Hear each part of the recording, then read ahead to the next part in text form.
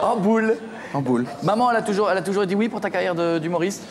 Au début, non, elle voulait justement que je rentre à la Poste, à la SNCF. Bon, la Poste, c'est mort. La Poste, non mais déjà, j'ai pas fait mon service, donc c'est mort. Pour être fonctionnaire, il faut faire son service militaire. Ah bon? Pour être... Ah oui, si, il faut le faire. Ah oui, il faut avoir fait le... Enfin, faut pas avoir été réformé ou réformé pour de trucs graves. Et moi, j'étais réformé P5. C'est vrai P5 aussi? C'est vrai? P5? Tu sais que j'en rencontre peu? Bah, c'est vrai. Tu sais qu'on est peu de P5? Ouais. Ah, le P5, c'est... Ah oui, c'est débile profond. Je répète, c'est la région qui veut ça. C'est vrai. C'est quoi, la quoi? La région qui veut ça. Oh là là, mais qu'est-ce qu'elle a? Mais d'où es-tu? D'où viens-tu? De quelle région es-tu, d'abord? Elle sait plus, à côté de Paris. Rémi, sans famille. À côté de Paris. Les Yvelines. Non. Il fait pas vraiment plus beau en même temps, hein, à côté de Paris. Critiquer, il fait pas Non, mais le vraiment problème, plus beau le problème de la région parisienne, c'est qu'il n'y a pas vraiment d'accent ou de coutume ou de choses comme ça. Non, mais c'est vrai. Le titi parisien aussi. Ah, ça y est, pas la boule parisien, ouais, ah, mais on parle comme ça, nous. Il n'y a pas la boule frite. Ah oui, dans P5, c'est rare. Le P5, c'est vrai que c'est le degré. Et d'ailleurs, quand j'ai vu que j'étais P5, je me suis dit, merde, j'en ai trop fait. Mais qu'est-ce qu'il faut faire pour être P5? Qu'est-ce qu'il faut faire? J'ai fait le dingue.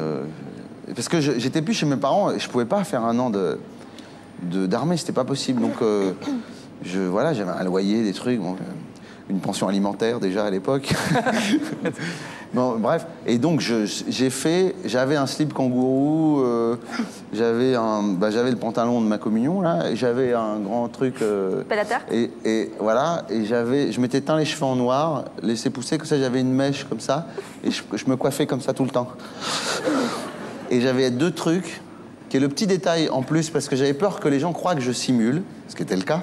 J'avais deux petites mouquilles séchées comme ça, comme les... tu sais, comme les enfants, les petits-enfants qui jouent dans la rue, qui ont 6-7 ans, qui ont deux petites mouquilles séchées.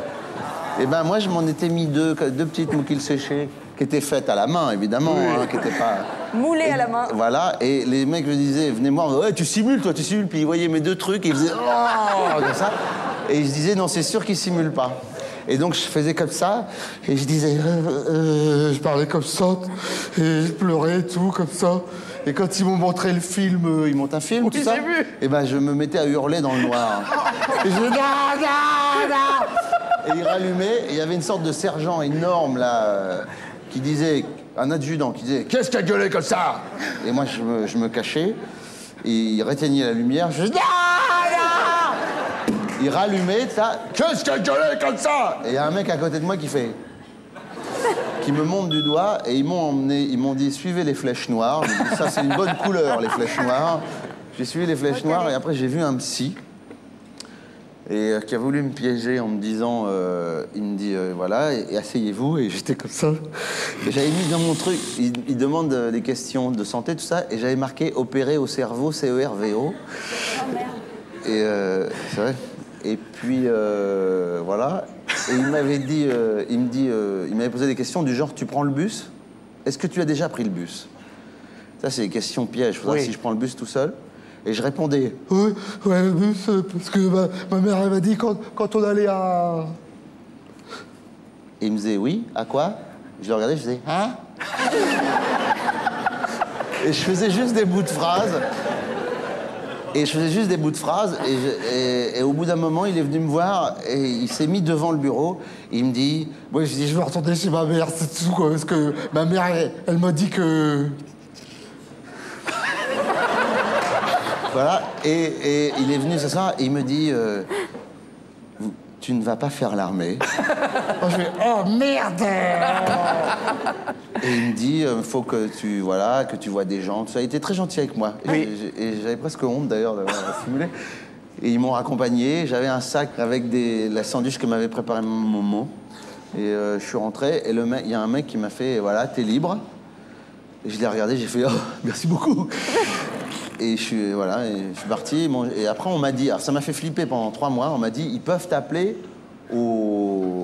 à l'hôpital militaire, on m'a dit ça te aussi. Convoquer, tout ça. Et j'ai commencé à flipper pendant 3 mois pour voir si vraiment t'es dingue ou pas. Ouais. Et ils m'ont jamais appelé, donc ça va. Denis, pour changer de sujet, est-ce que c'est vrai ce que je me laissais entendre dire? Sur quoi? Parce que c'est vrai ce que je me suis à Sandro dire, que j'arrive pas à le dire.